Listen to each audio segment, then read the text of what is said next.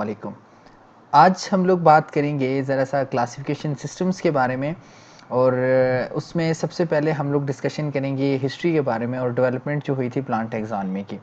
ये थोड़ी सी जो वीडियो है इसमें मैंने कुछ ऐसे कंपोनेंट्स जो हैं वो आपके साथ डिस्कस करने की कोशिश की है कि जो नॉर्मली जो है आप लोग उन तक एक्सेस हासिल नहीं कर सकते। सो आप इस वीडियोस को पूरा देखिएगा, ये जो सीरीज़ मैंने स्टार्ट किया ये आप लोगों के लिए हेल्पफुल होगी।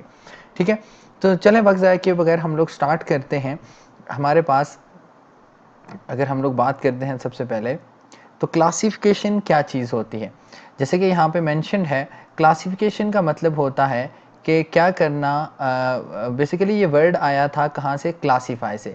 अच्छा, क्लासीफाई का मतलब होता है कि चीज़ों को ग्रुप की फॉर्म में क्या करना, रखना, किस बेसिस पे, अकॉर्डिंग टू देयर सिमिलर या डिफरेंट फीचर्स। ठीक है, दैट द शेयर मतलब आपने क्या किया, चीज़ों को इकट्ठा किया या उनको सेपरेट किया, किसकी बेस पे, कुछ ऐसे फीचर्स पे, मतलब सॉरी, चीज़ों को इकट्ठा करना, ठीक है, अलग-अलग करके मतलब उनके ग्रुप्स बनाना, किस बेस पे, या तो उनके कैरेक्टर्स मैच कर रहे हैं या कैरेक्टर जो है वो एक दूसरे से उनसे डिफरेंस कर रहे हैं।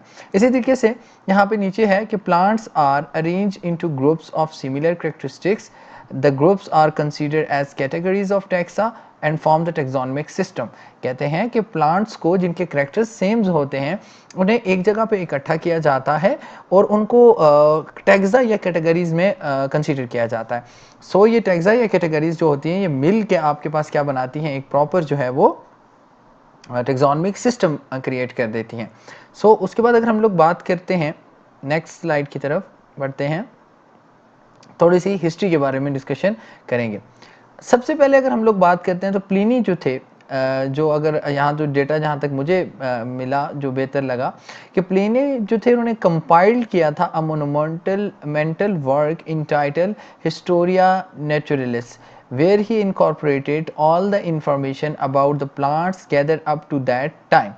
यानी प्लिनी जो थे उन्होंने अपनी एक बुक जो थी, या आप कह सकते हैं कि उनका जो एक वर्क था हिस्टोरिया नेचुरलिस के अंदर, उन्होंने क्या किया था कि उस वक्त के जितने भी जो थे प्लांट्स थे उनको क्या किया उन्होंने, आपके पास जो है गैदर्ड अप किया था उनका डेटा, या उनको क्लासीफाई कर लिया था। सबसे पहले जो हमारे पास ये हमें इसमें डेटा मिलता है। उसके बाद एक और जो थे डिस्कोराइड्स जो थे वो उसके बाद थे, आपके पास प्लिनी के बाद थे, और उन्होंने भी बहुत ज़्यादा सफ़र किया था और बहुत ज़्यादा इन्फॉर्मेशन उन्होंने गैदर की थी मेडिसिनल प्लांट्स के बारे में। ठीक है, मेडिसिनल प्लांट्स के बारे में उन्होंने बहुत ज़्यादा जो है वो इन्फॉर्मेशन इकट्ठी की थी और उनकी एक बुक है जिसे मेट्रिया मेडिका कहते हैं। सो अभी तक आप ये दोनों चीज़ें देख लीजिएगा कि पहली बात मैंने आप लोगों को क्या बताई कि जो प्लिनी थे उनकी बुक का नाम था हिस्टोरिया नेचुरलिस, और उन्होंने अपने टाइम पे जितने भी थे, वी आर टॉकिंग अबाउट तकरीबन 1500 सेंचुरी से पहले की बातें हो रही हैं ये। ठीक है, सो अब उसके बाद प्लिनी के बारे में हिस्टोरिया नेचुरलिस के बाद जो ट्रैक रिकॉर्ड बता रहा है कि उन्होंने अपने टाइम पे जो है बुक्स के बारे में लिखा था, और उसके बाद आपके पास जो डिस्कोरीड्स थे उनकी बुक मेटीरिया मेडिका के अंदर उन्होंने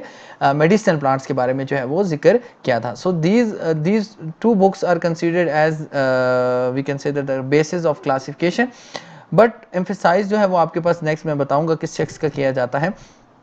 सो उसके बाद अगर हम लोग नेक्स्ट बात करते हैं कि 15 सेंचुरीज की हम लोग बात करते हैं। By the end of 15 century कुछ जर्मन हर्बलिस्ट थे, उन्होंने प्लांट टैक्सोनॉमी की डेवलपमेंट के लिए बहुत ज़्यादा काम किया था। ठीक है, जिसमें ओटो ब्रनफिल्स जो थे उन्होंने अपनी बुक हर्बेरियम वाई इकोनिस जो थी वो पब्लिश की थी, उसके 3 वॉल्यूम थे और उनके अंदर इन्होंने बड़े अच्छे फिगर्स के साथ जो है प्लांट टैक्सोनॉमी को रिप्रेजेंट किया हुआ था। यानी ओटो ब्रनफिल्स की बुक हर्बेरियम वेवा इकोनिस जो है उसकी जो 3 वॉल्यूम है, अब यहाँ पे डेट आप देख सकते हैं 1530 से लेके 1536 के दौरान इन्होंने बड़ा अच्छा काम किया था और तकरीबन 3 वॉल्यूम जो है वो पब्लिश किए थे।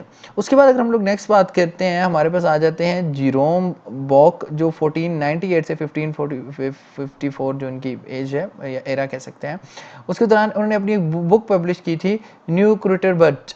उसमें उन्होंने तकरीबन 600 जो है वो स्पीशीज़ जो थी फ्लावरिंग प्लांट की उनके बारे में डिस्क्रिप्शंस की थी और उनको क्लासीफाई किया था 3 मेजर ग्रुप्स में, हर्ब्स, श्रब्स एंड ट्रीज में।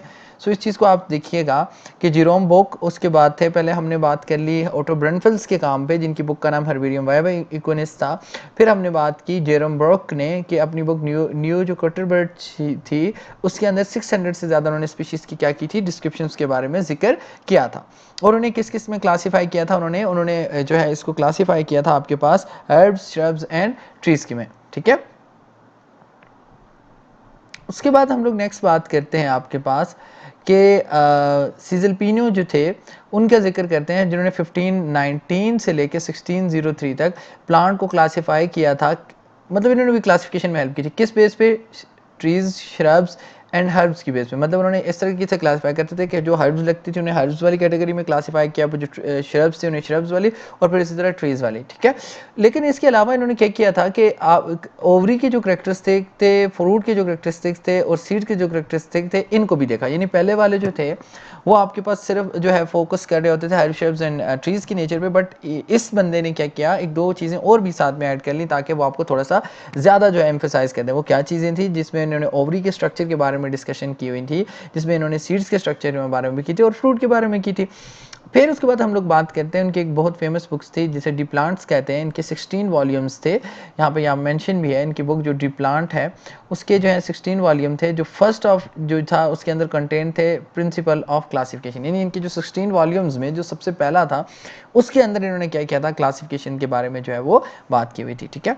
उसके बाद हम लोग बात करते हैं जॉन रे के बारे में, जिनका फेज जो है वो 1627 से लेकर 1705 तक था। हम नेक्स्ट स्लाइड की तरफ मुड़ते हैं।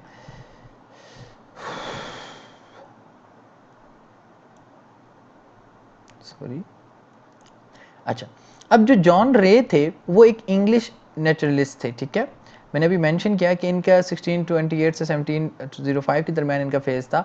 ये सबसे पहले थे जिन्होंने दो टेक्सा रिकॉग्नाइज किए थे फ्लावरिंग प्लांट्स के अंदर। एक को उन्होंने डाइकोटिलिडेंस कहा था और एक को उन्होंने मोनोकोटिलिडेंस कहा था। दोबारा इस बात को ज़रा गौर से सुनिएगा, सॉरी, दोबारा इस बात को ज़रा सा गौर से सुनिएगा कि आपके पास इन्होंने क्या किया था, एक डाइकोटिलिडन और एक मोनोकोटिलिडन के बारे में ये सबसे पहले थे जिन्होंने फ्लावरिंग प्लांट्स के बारे में बात की थी। इन्होंने प्लांट किंगडम को दो ग्रुप्स में जो है वो डिवाइड किया था, एक को हर्बई कहा था और एक को आर्बोरर्स कहा था, ठीक है, आर्बोरीज कहा था। हर्बी जो था या हर्बे से जो था इसको फर्दर क्लासिफाई किया था इन्होंने इनपरफेक्टे में और परफेक्टे में, ठीक है। अब जो इनपरफेक्टे था इसके अंदर जो है क्रिप्टो गेम्स आया करते थे, ठीक है। और उसके अलावा अगर हम लोग बात करते हैं आपके पास आर्बोरर में जो थे, इन्होंने क्या किया था, इन्होंने फ्लावरिंग प्लांट्स को यहाँ पे कंसीडर किया था, सही है। अब परफेक्टे को इन्होंने फर्दर डिवाइड किया था, सब डिवाइड किया था डाइकोटिलिडनी में और साथ में आपके पास मोनोकोटिलिडनी में, ठीक है। डाइकोटिलिडनी को इन्होंने प्लेस किया था फर्स्ट और उसमें 25 जो है इनकी क्लासेस इन्होंने क्या की थी उसमें स्प्लिट किया था, जबकि मोनोकोटिलिडनी के अंदर इन्होंने 4 को स्प्लिट किया था। जरा इस बात को दोबारा समझिएगा। इन्होंने क्या किया, प्लांट किंगडम को दो में डिवाइड किया, हर्बी और आर्बर्स में।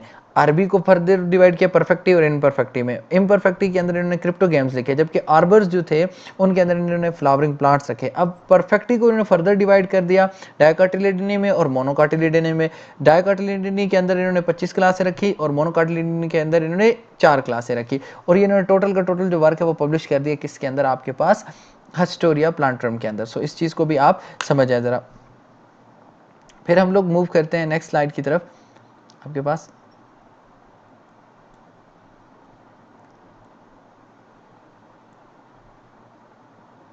अच्छा, अब जो है जो आपको नॉर्मल बुक्स के अंदर या जो कंटेंट जहाँ से स्टार्ट किया जाता है, जैसे हमारे पास आ जाते हैं कार्लिस लीनियस, ठीक है। कार्लिस लीनियस का जो एक्चुअल में फेज़ है वो स्टार्ट हो रहा है 1707 से लेके, सॉरी एक मिनट, 1707 से लेके जो है आपके पास 1778 तक का। ये एक स्वीडिश नेचुरलिस्ट थे। इन्होंने एक सिस्टम दिया था क्लासिफिकेशन का, जो अपनी इनकी बुक है सिस्टमा नेटुरे या नेचुरे में 1735 में।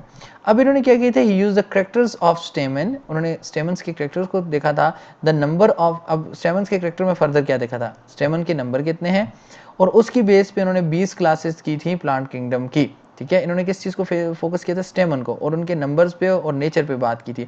ही also use the number of and natures of carpels to distinguish the orders and subdivision of his classes. मतलब देख लें, अभी दो बातें कर रहे हैं, एक उसने बात की है किसकी, आपके पास स्टेमन के बारे में, और दूसरा वो बात कर रहे हैं कार्पल्स के बारे में, यानी he focus on basically the sexual characters of the plants, ठीक है। उसके अलावा इन्होंने बाइनरी सिस्टम ऑफ नोमेनक्लेचर भी दिया था, और अपनी बुक जो थी स्पीशी प्लांटरम के अंदर ये जो डिस्कशंस हैं 1753 में इन्होंने की थी। ये स्पीशी प्लांटरम बड़ी ही बॉटनी की हिस्ट्री में अगर हम लोग कहेंगे बड़ी इंपॉर्टेंट कंसीडर की जाती है। उसके बाद हम लोग नेक्स्ट स्लाइड की तरफ बढ़ते हैं। अब इन्होंने क्या किया था कि मैंने जैसे अभी बताया, जो इनकी बुक है यहाँ पे पीछे मेंशन किया स्पीशीज प्लांटरम, इसको बड़ा बेस किया जाता है क्योंकि ये क्लासिफिकेशन में बड़ी इंपॉर्टेंट थी। जो मॉडर्न टेक्सोनॉमिस्ट थे उन्होंने एग्रीड किया था कि कंसीडर मतलब कि हमारे पास जो स्टार्ट हो रही है क्लासिफिकेशन वो 1753 में स्टार्ट हो रही थी, ठीक है। यहाँ पे मेंशन है 1753 में स्टार्ट हो रही थी। एक मिनट, सॉरी, अगली स्लाइड की तरफ चलेंगे।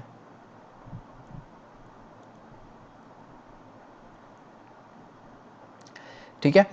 अब क्या होता है, स्टार्टिंग पॉइंट इन्होंने ये कहते हैं कब था आपके पास नोमेनक्लेचर का, वो 1753 था। इसमें इन्होंने जो क्लासिफिकेशन की हुई थी फिनेरोगेम्स के बारे में, ट्रिडोफाइट्स के बारे में और स्फेग्नम के बारे में। एक बुक थी फिलोसफिका बॉटनी का, जो इन्हीं की थी कार्लस लिनियस की। इन्होंने कुछ प्रिंसिपल्स दिए थे, वही प्रिंसिपल आजकल ICBN, जो इससे पिछली वीडियो के अंदर मैंने आप लोगों के साथ डिस्कस किया हुआ है, जो कोड आजकल बनाए जाते हैं कॉन्फ्रेंसेस करके, उनकी बेसिस जो है फिलोसफी का बॉटनिका के अंदर से कुछ चीज़ें ओरिजिनेट की हुई थी। इनकी एफर्ट्स की वजह से और बोटेनिकल साइंस जो है वो मॉडर्न एज में इंटर हुई थी। कार्लस लिनियस को, इन्हीं को फादर ऑफ मॉडर्न बॉटनी भी कहा जाता है। ये पॉइंट याद रखिएगा, फादर ऑफ मॉडर्न बॉटनी जो है वो आपके पास जो है कार्लस लिनियस है। ओल्ड के बारे में जो है वो थियोफ्रास्टिस को भी कंसीडर किया जाता है। उसके बाद हम मूव करते हैं नेक्स्ट स्लाइड की तरफ।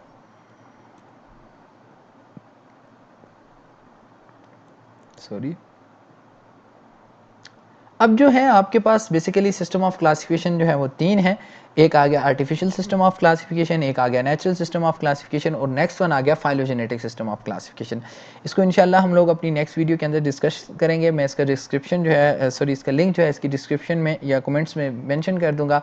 आप इस चैनल के साथ जुड़े रहिएगा। बहुत शुक्रिया। अस्सलाम वालेकुम।